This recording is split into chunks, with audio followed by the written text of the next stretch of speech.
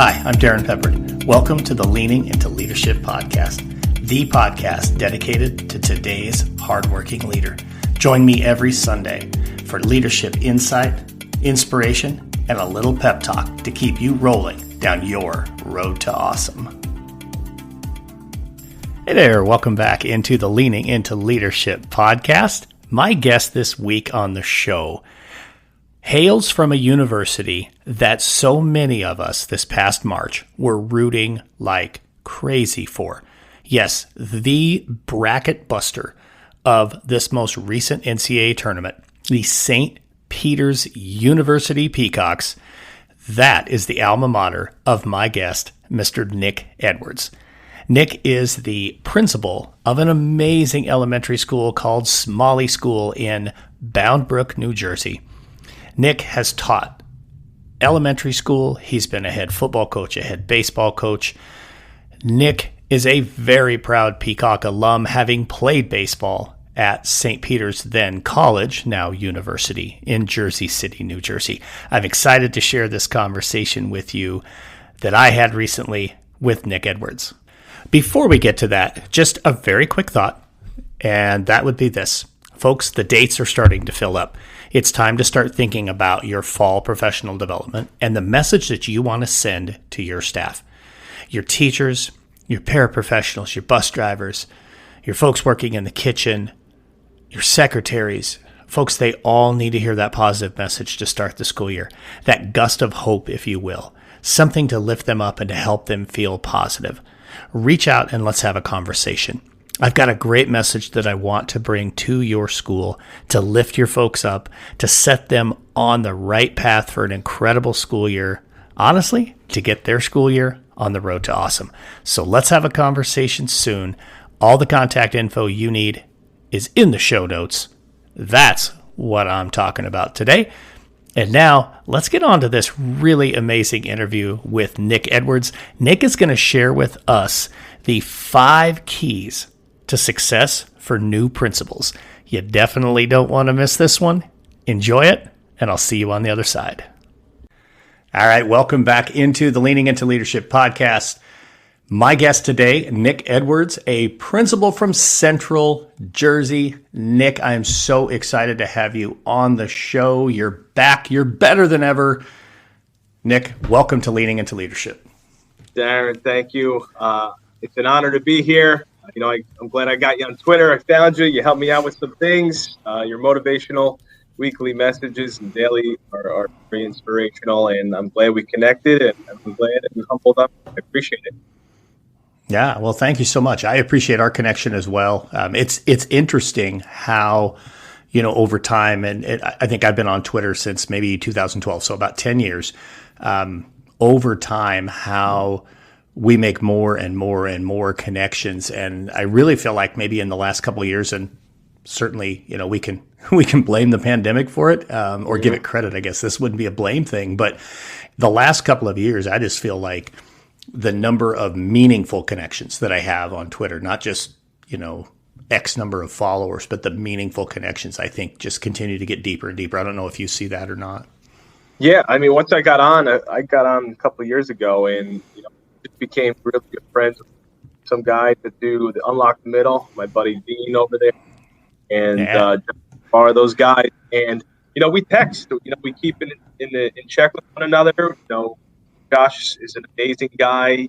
Always giving something inspirational to the group, and just connecting and finding leaders out there and learning from them. It's my professional development. I love listening to podcasts, getting ideas, and just learning about other people and what they do that are great, so I could try to implement them in our building here. Yeah, and you mentioned, two just awesome guys. I had the opportunity to be on the Unlock the Middle podcast maybe a year or so ago, and just an awesome show. 2 guys who they do it right. They really do. Yeah. So for my listeners who don't know you or maybe just follow you on social media, maybe just give a little bit of your background, kind of that elevator, version of here's who Nick Edwards is. Yeah, sure. My whole life is just basically working with children my whole life. I knew when I was younger with sports. I had some great mentors, some great teachers, principals, and coaches. And I knew that I wanted to become a teacher and I wanted to become a coach. That was my goal when I was younger. So I went to St. Peter's Prep in Jersey City, and then I went on to St. Peter's College, now St. Peter's University in Jersey City, and I went for elementary education, and I became a teacher coach in Kearny, New Jersey. I taught fourth grade for about 11 years. I was the head football coach there for about 2 years, and I also coached baseball along the way, some assistant coaching, and then I was hired in Bound Brook as an assistant principal in 2018. And within 3 weeks, I became the principal, which was something shocking. The principal took another job. So, I basically became a teacher to principal. And it was a nervous time in my life because you're coming to a new community, a new school, new staff, new students. They don't know who I am. They don't know how I'm going to do. And I just wanted to come in and just listen to staff, what had to be talked about, what is working, what's not working, and just try to, day one, build a relationship. And that's what we've done here. We've done a lot of good things at Smalley School the last couple of years. I have a wonderful staff. They're just dedicated to caring people. And this is my fourth year as a principal. And excited for the end of the year. We got a lot of busy things coming up, state testing and summatives and end of the year things, class trips. So we're almost there. It's been a difficult year, just getting back in the swing of things in education and the kids back in the building. But we're almost there. The teachers are doing a great job. Yeah, absolutely. You're at that point now where you can see the runway and you're trying to get the plane lined up so you can get that thing on the ground safely. So I want to go back to something that you just talked about there in your introduction. And it's something I've always found, I don't know if fascinating is quite the right word, but it's definitely something that I think is very interesting.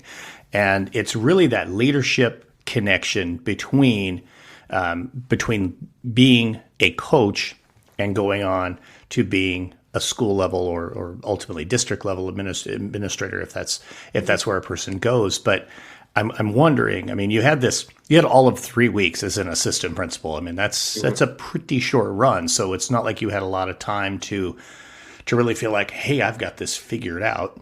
Right. I was an assistant principal for 5 years. So a little difference there.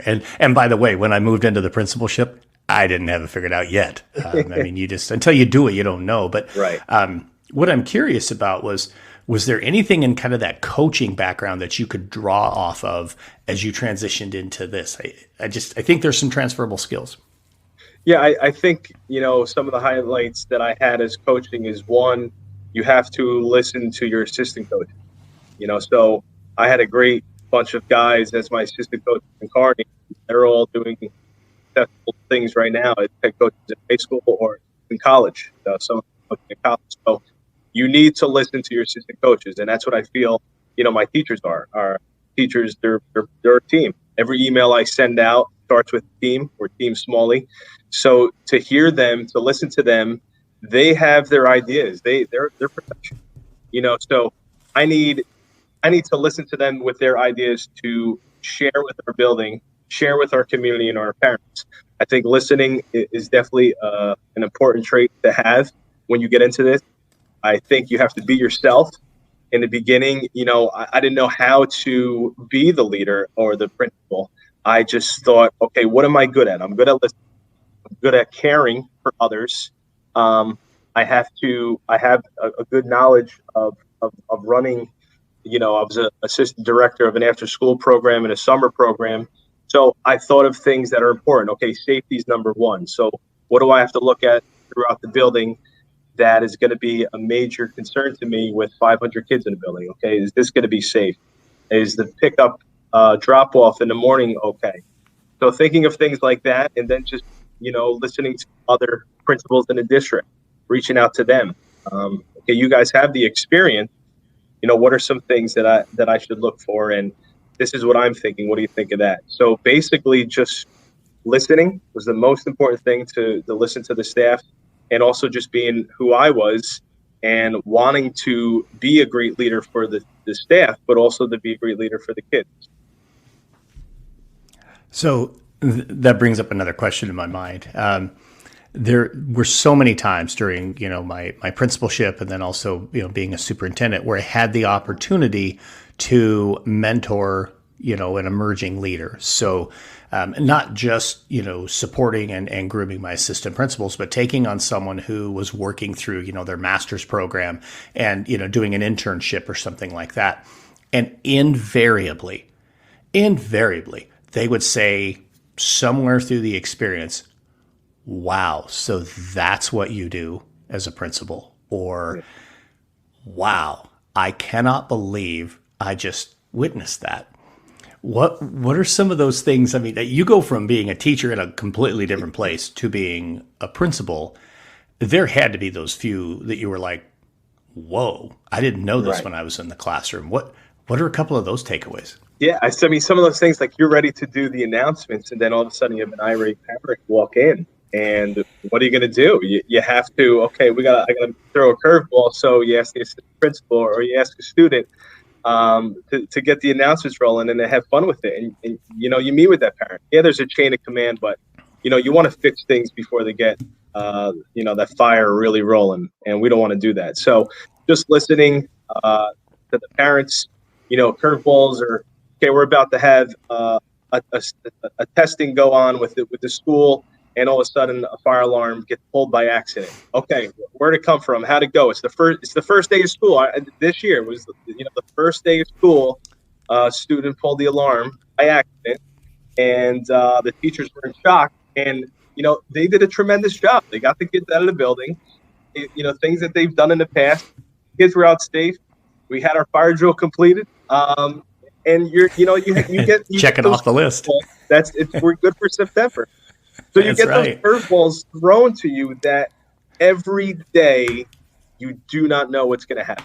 It could be a wonderful day. You could have DCP&P come in. You could have issues. Social workers come in to help students. You could have just a wonderful day that some great things going on. But every day it's different. It's unique. And that's what I love about it. You don't know what to expect, but you have to bring your A game every single day, and you have to have everyone in place to help one another to make the best decisions for the kids and for one another.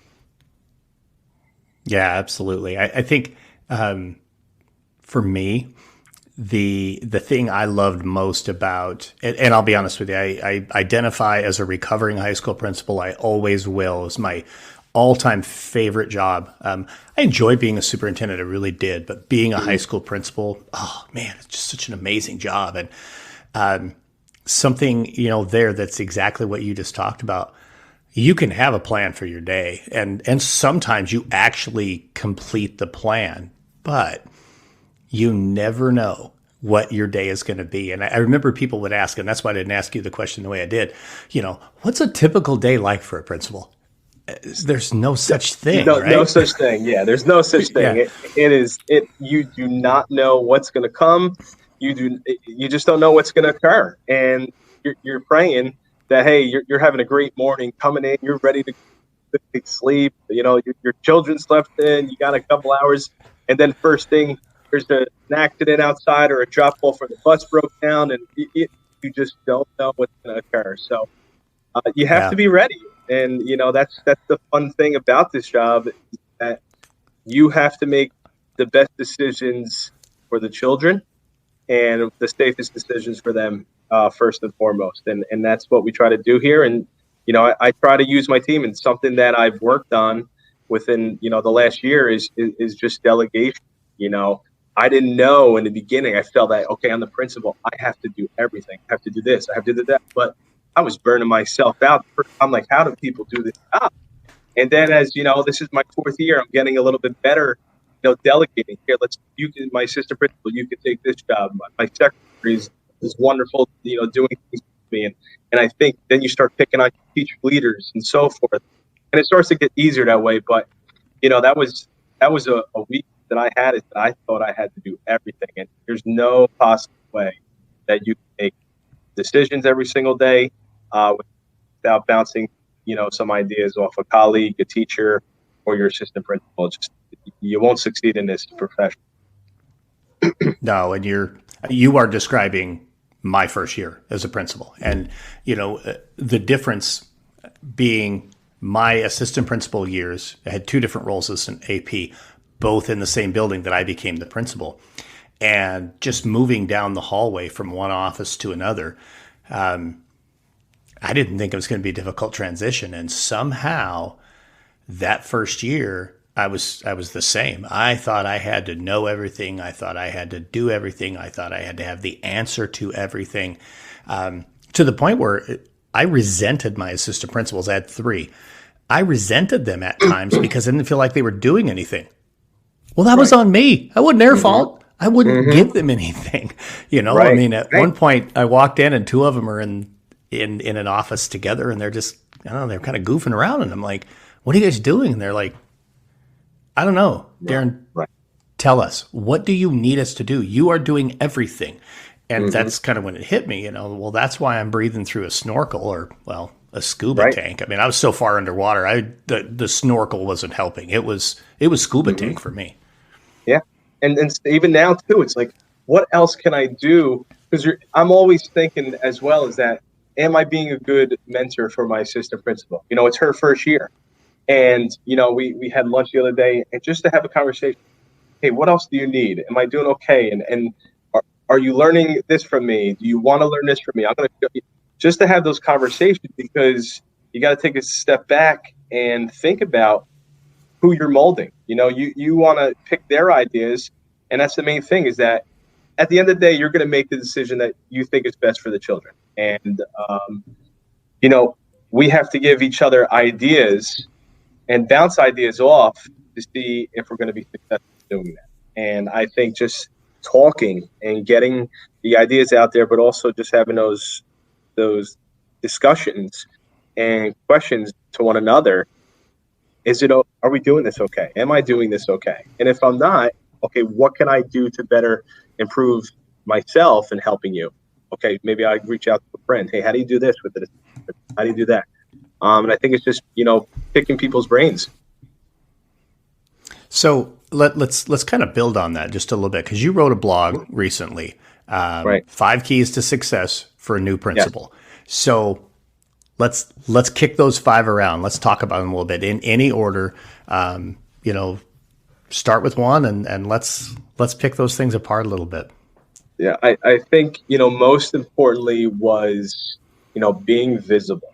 I think that was the biggest thing, as when I wanted to become a principal, I wanted to make sure that I was visible for the students and the staff, to be that number one instructional leader, to get into the classroom and look what the teacher's doing, just informal walkthroughs. And I think in the beginning, the teachers are tentative and they're nervous because you're the principal. They don't know you yet.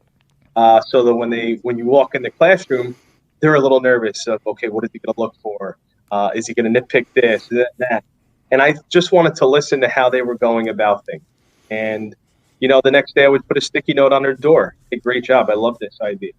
Or, hey, can you come by my office and explain this a little bit more? I'm kind of interested in it.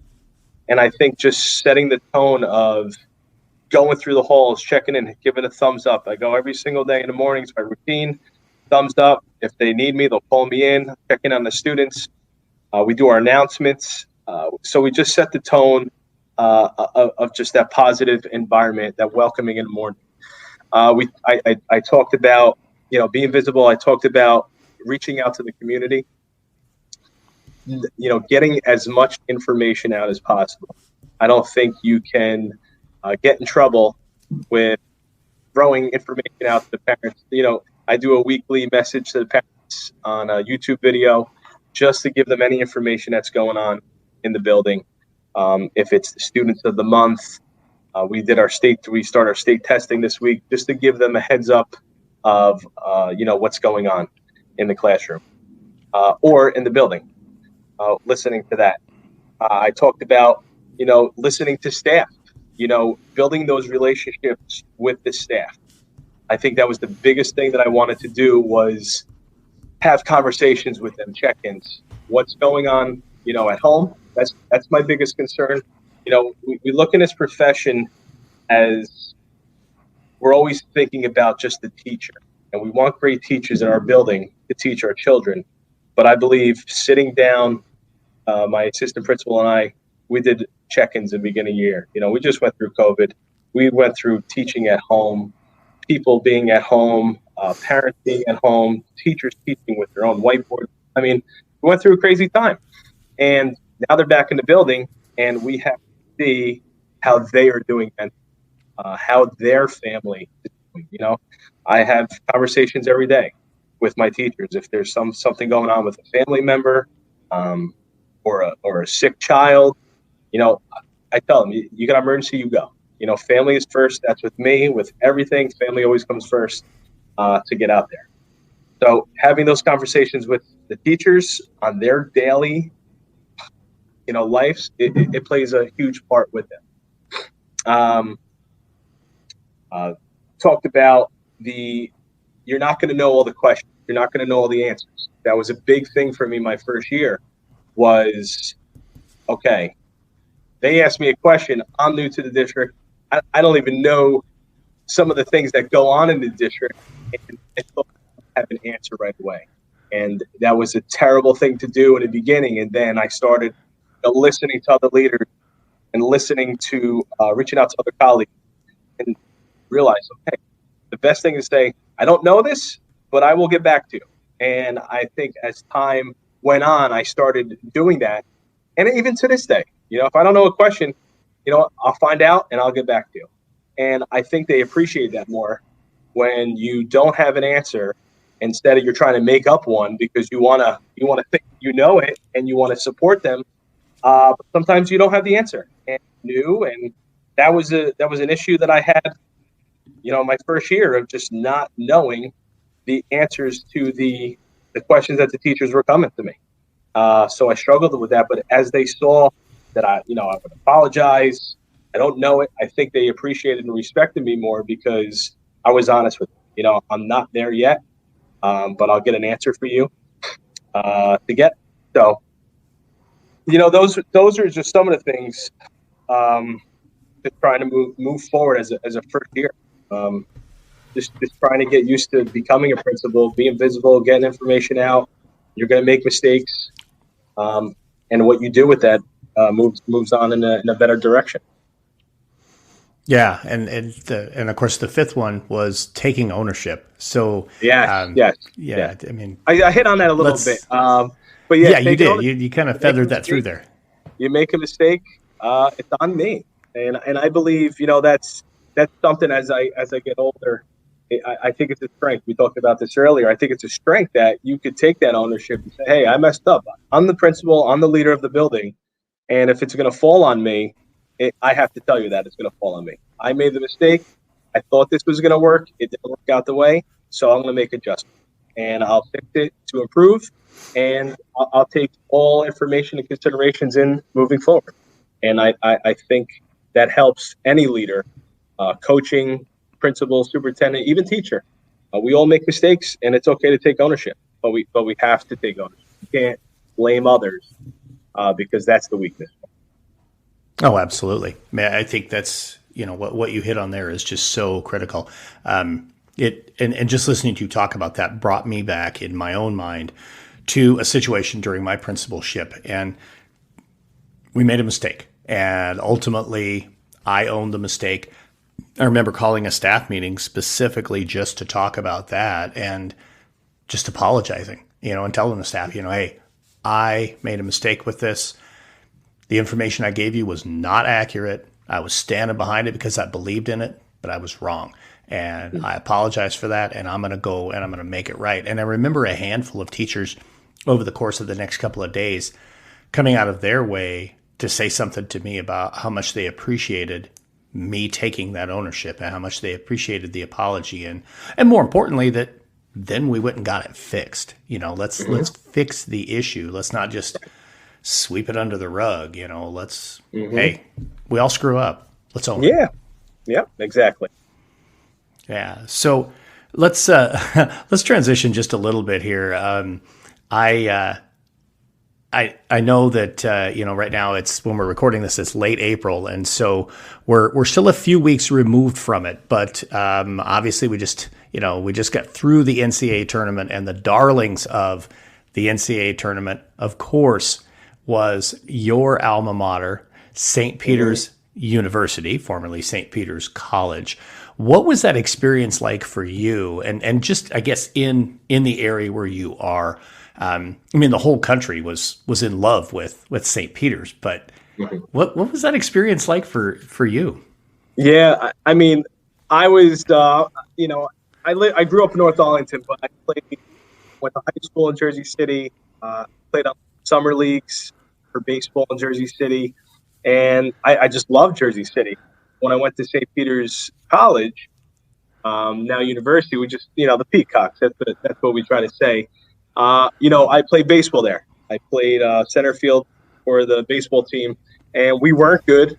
The program, we struggled. We had a lot of great players in the high school area in Jersey City, and we thought we were going to be this all-star team, and it didn't pan out that way. So it brought back, however, those friendships. It brought back, connecting with people online, old friends, old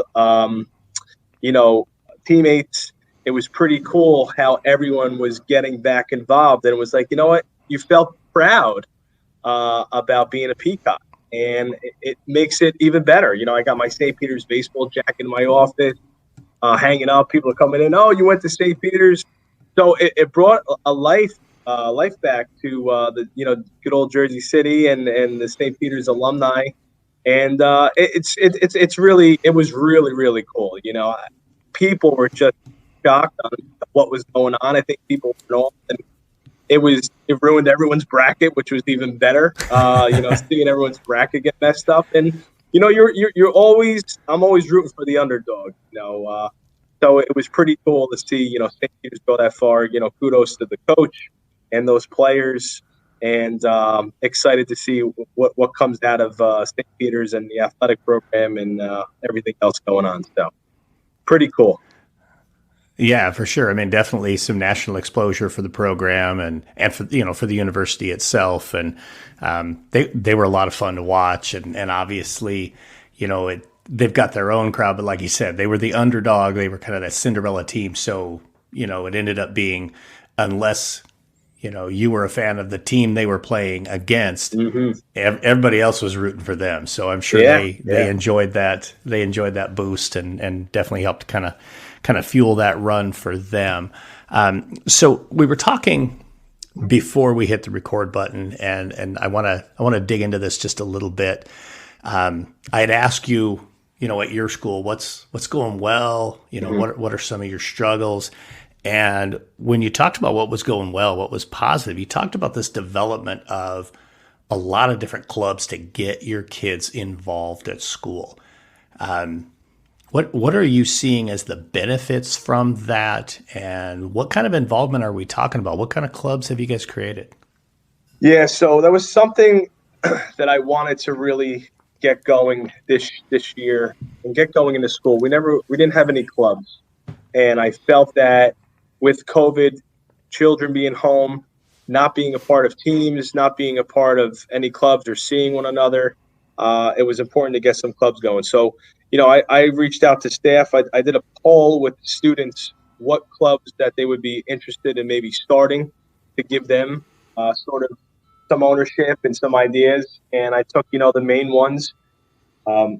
We have a robotics club, which is really, really awesome. We have a middle school program, and our high school is nationally ranked. So we started a robotics club. We have about 35 students in that. We have students that are in a high school team come down and supervise with two of our teachers. So they built things. They've done some coding. So they're getting acclimated to the different types of technology versions and the robotic part of it. So that's been awesome. Our drama club is really, really going. We have about 30 students as well. Our two teachers, our two fifth grade teachers, get on stage with the kids. We're going to try to be a part of the high school play, which would be really awesome for the kids to get that, recognition and showcase. see how it is. We have a garden club, which we have a small area outside. We made an outdoor classroom. We have some flowers out there. We have planters. We have a blackboard out there. We have stumps for tables, some games, so teachers can go out there in the spring and have their class go on. So our garden club, cleans it up, makes it look nice and neat, plants some flowers. So that just started with the spring coming. So it's looking really neat outside. We have a newspaper club just for our third graders. So they go around, they give interviews, they talk about things that are going on. So it was really cool. I got interviewed by one of our third grade students, and he came in with a notepad, a hat, suit on, and he was sharp as anything. And, it was just so cool. So we have our number 2 article coming up this week. We have our Spanish literacy club, which is run by my world language teacher, and they just talk about different literacy books in Spanish. They do some extra speaking with Spanish. We have a high population of Spanish-speaking students here, so I wanted to incorporate that and have our showcase of that language. A lot of students know it, and we need to read some books about it. So that teacher's doing a wonderful job. We have a multicultural club coming up in June 9th. We're going to have some speakers and some parents involved. And our last one, we brought back student council. We have our student council in grade 6, and we have our ambassadors in all the other grades. But it's cool to have our new leaders of the building, our president, vice president, and they help us out with a lot of decisions. They do our morning announcements now, and it's just a big hit for the school. Just having these students, we have about 150 students, 175 students in a club out of our 550. So we have a couple students coming up to me in the hallway in the morning. Hey, can we have a checkers club next year? Can we have this baseball club next year? So it's bringing some spark to the school, and also to get involved with something after school and to work on those social skills, building a team builder, and also just getting their own feelings out on something that they like, care about. Yeah, absolutely. Well, I think, the research is real clear. When kids are connected to their school, in some significant way outside of the classroom, the odds of their success goes up dramatically. So kudos to you and your staff on finding some ways to get kids connected to the school and to give them some positive things to do after school, other than just be at home or whatever the case may be. So my final question for you, Nick, same question I ask everybody on the podcast. This is the Leaning into Leadership podcast, and you've shared a number of ways that you're leaning into your leadership right now. What might be another way that you're leaning into leadership, or maybe there's one you've already talked about that you just want to expand on? Something personally, like I would love to one day, do what you do, get out there and speak to, schools, try to help come up with ideas and support schools. Try to talk. I think everyone's life stories can be so powerful and impactful. And I think people need to just express their stories with one another and talk about their life struggles, how they got there, the hard work and so forth. And that's something that, I try to do. I wasn't the best student. I struggled in my academics. I thought I was going to be a professional baseball player. I was doing everything I thought that I wanted to do in the future, but you realize that you need something to fall back on. And I remember being a teacher, and it was about my 10th year, and I was like, I want to be a principal. I really want to take that next step. And I knew that I had some good character traits, just being a leader, just from coaching and seeing what other good principals did. And I took a little bit of each principal that I worked under, and took some of their attributes and used whatever that I thought I believed in. And where I'm at, I'm pretty happy of where I'm at. I want to continue to be better. I don't think you could take a day off and not learn. I'm at a stage right now that I'm hungry to just try to help our school be better with our staff. And, one day maybe be, like a Joe Sanfilippo, or get out there and speak. And, that's the goal. And it's something that, one day maybe my daughters get older, and, I got my 7 months of my 3-year-old, and I got to take time with the family. And maybe there's one day, but just to continue to learn from people like you and other great leaders out there. I think just learning and continue to pick their brains and see what they do, I think is the best professional development for me right now, to just trying to get as much information as possible. Well, there's certainly a ton of that professional development. You referenced it a little bit earlier with utilizing Twitter and LinkedIn as just a great way to connect, a great way to learn, a great way to grow. Folks, you'll find all of Nick's contact information. So you want to get connected with Nick. All of that is in the show notes. Make sure that you grab the opportunity to connect with Nick. Nick, thanks so much for being on the Leading into Leadership podcast. I really, really appreciate the conversation. This was an awesome conversation, and I appreciate having the opportunity to learn from you today. Can't thank you enough. It's an honor. I love meeting new people, and for them to take the time out for me, just means the world to me. So I appreciate it so much, Darrin. Stay well, and God bless. All right. Thanks so much, man. All right. Thank you for listening to my interview with Nick Edwards. I sure had a really good time having that conversation with Nick. He is definitely a high energy guy and somebody who truly cares about his kids, about his school, about his community, and honestly, about the state of New Jersey. So thank you again, Nick, for being a guest on Leading into Leadership. I really appreciate that. And now it's time for a quick pep talk. Nick talked about this a little bit during the interview, and this has come up in several interviews.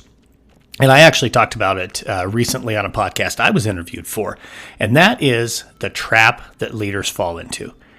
If you are in any kind of a leadership role, you know exactly what I'm talking about. It's that trap where you believe you have to be everything for everybody, where you have to have all the answers. You have to be the all-knowing, the all-seeing individual. You have to put out every fire. You have to be the person who is always getting things done. Folks, it's not about you. That's what I really want to stress today in the pep talk. As a leader, and as you continue to grow, you'll understand, or you've discovered, that it isn't about you, and that to be a great leader, number one, you need to delegate and allow those people around you to do the things they're capable of doing. Number two, you need to listen to them, to take their input and allow your leadership to be something done in collaboration rather than done to other individuals. And number three, take a breath. Get focused on what really matters. You've heard me talk about it before, but get up on that balcony and remember, what are the few things that really, truly matter to you, that truly make a difference, that truly move the needle in your organization? Get up and take a look and check, how am I doing in those areas? And that's where you need to pour your energies, not into trying to solve everybody's problem for them, not in trying to be the answer guy, and not in micromanaging those around you. Thank you so much for listening to the Leading into Leadership podcast. Get out there and have yourself a Road to Awesome week. Thank you for listening to the Leading into Leadership podcast, brought to you by Road to Awesome. Don't forget, click subscribe, give a review, and share this with somebody who might also enjoy leaning into leadership.